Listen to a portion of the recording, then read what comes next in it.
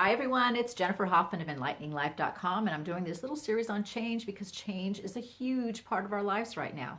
Now, one of the reasons that so many of you are considering changes, where whether you're considering changing careers or you are in a partnership that's been around for the long term and all of a sudden things aren't working out so well, or you're looking at moving house, or you're moving to another country or another town or another state, and you're thinking, why is this happening now? Well, because so much of us, of our lives are changing. So much around us is changing. People are awakening. The world is changing.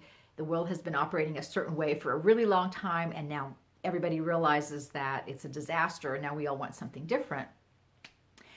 But changes aside, and I encourage you to watch the first two videos in this series, because in this video, I want to talk about another reason we don't change, and that is the opinions of other people.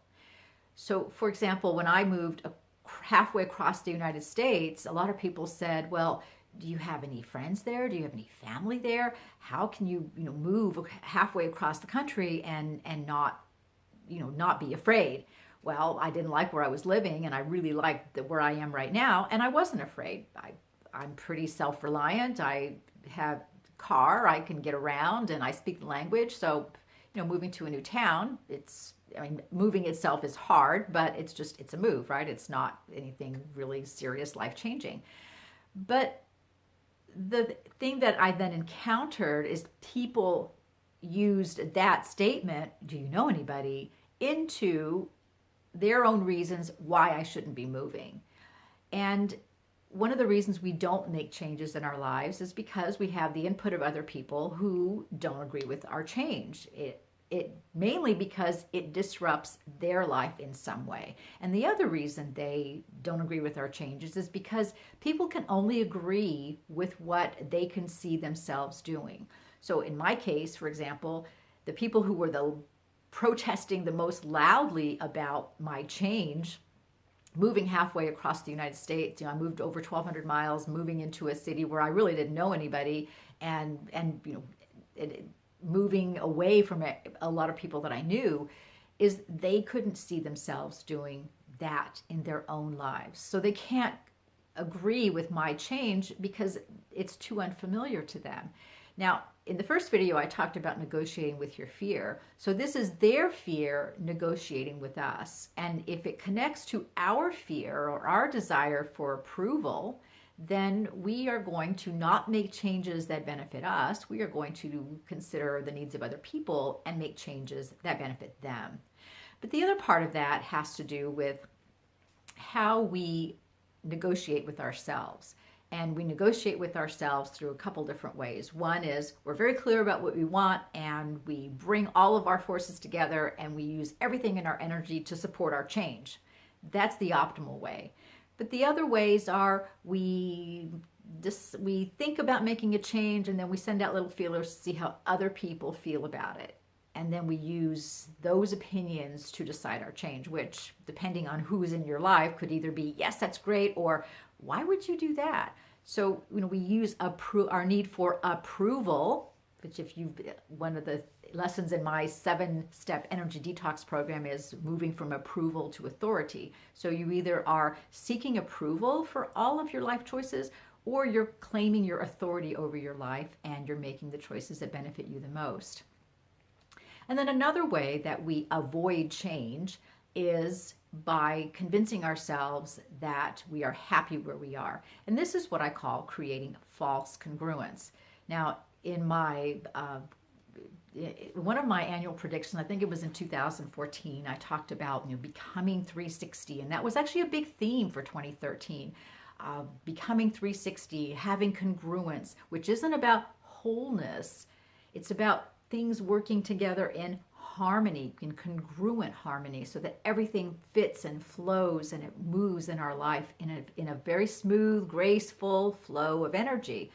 So to make that happen, we either allow the flow to occur naturally, or we fix the gaps and we put in, twine and sticky tape, and we try and hold everything together, and we create what I call false congruence. And you have false congruence if it's really hard. And if the change doesn't flow, if the process doesn't work, if you don't feel good about it, ignoring the fact that you aren't, looking for the opinions of other people, or you're trying to talk yourself out of your own changes. But when things really fit and flow together, you know that, and you have harmony because you're congruent with the changes, you're congruent with all the energies that are shifting and all the new energies that are coming in.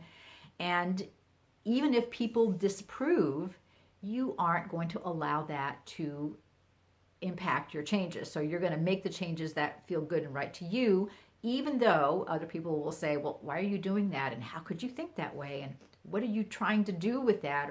Or even out and out saying, you're out of your mind, because that's just a ridiculous thing to do.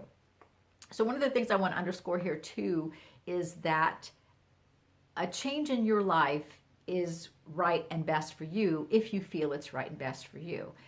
You can expect other people to agree or disagree with your changes based on, again, their perceptions of what you're doing and how they can envision that in their own lives or how they can relate to that. But the other part of this process is that you have to do what's right for you. You have to create your own congruence. You have to create your own wholeness in your life and not pretend you're happy or pretend things are working or pretend everything's okay when you're not happy and you know that you really need to change. Don't wait for that last moment until you have no choices and then you must change, but you are doing it in a very ungraceful way because you haven't given yourself enough time to really explore all your options. So the key here is in this video is, consider the opinions of other people very carefully. What do they stand to gain or lose? What are they using as a filter for your choices? And generally that filter is their own beliefs, their own intentions, their own perceptions of their reality, which may not be the same as your own perceptions for your reality. So people give us their opinions, which are based on their beliefs and what they would do in a similar situation, versus the needs that we have in our life and what's right and best for us. So make those changes, don't be afraid of them, and above all, do what's right for you. As Shakespeare said, to thine own self be true. So what is true to you, what is true for you, what is best for you, that's the path that you need to follow to really be happy in your life and to feel fulfilled and empowered and to feel like you are the authority in your life. Be the authority and embrace change and give yourself plenty of options to explore everything in your field of potential around that change so you make a really wonderful choice that you're happy with. Hope that's helpful. It's Jennifer Hoffman of EnlighteningLife.com. Thanks for watching, and I will catch you on the next video.